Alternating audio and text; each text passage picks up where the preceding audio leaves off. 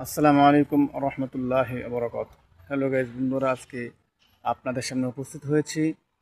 বাংলাদেশের মধ্যে অন্যতম জেলা হচ্ছে একটা কিশোরগঞ্জ জেলা, যে জেলার মধ্যে অন্যতম একটি থানা হচ্ছে অষ্টগ্রাম থানা।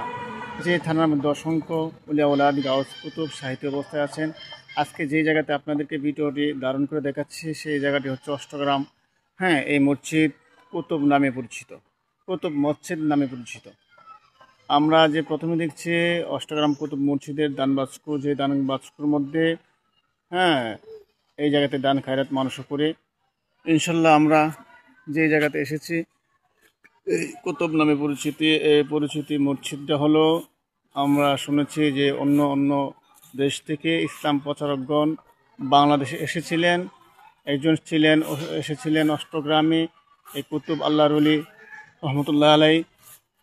উনি অনেক পরিশ্রম করেছেন, অনেক পরিশ্রমের মাধ্যমে এই মসজিদের কুতুব নামে পরিচিত হয়েছে। শুধু তাই নয়, আরেকটা বিষয় হচ্ছে আমরা জানি এবং আমরা শুনে পূর্বপুরুষদের কাছ থেকে, আমাদের দাদা দাদির কাছ থেকে শুনেছি যে মসজিদ নাকি রাতের অন্ধকারে মাটির নিচ থেকে উঠেছে। কতটুকু সম্ভব হয়েছে তা আমরা জানি না।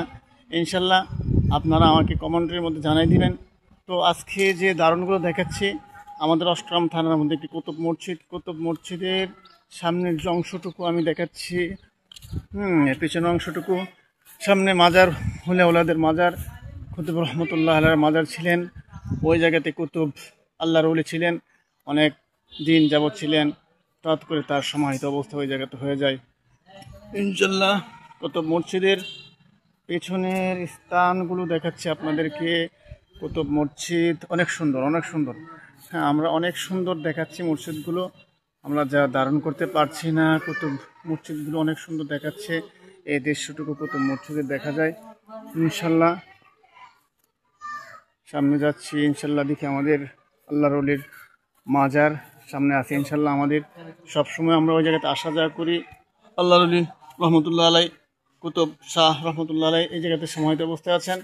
আমরা অনেক সময় আসি, এই যে নামগুলো দেখা যাচ্ছে, আমরা অনেক সময় আসি ওই জায়গাতে আসি, জিয়ারত করি। তার উসিলায় জিয়ারত করে আল্লাহ পাক যেন আমাদের জিয়ারতটুকু কবুল করে ইনশাল্লাহ। তাই আপনাদেরকে দেখানোর জন্য আমি এই সামনে এসেছিলাম বা উপস্থিত হয়েছি। এই যে আপনার শাহ কুতুব, হযরত শাহ কুতুব ইয়ামুনি রহমতুল্লাহ আলাই, পাইগন শাহ মাজার শরীফ অষ্টগ্রাম। আপনারা দেখছেন মাজারের ভিতরের অংশটুকু দেখা যাচ্ছে। ইনশাল্লাহ সকলে দোয়া করবেন। আসসালামু আলাইকুম।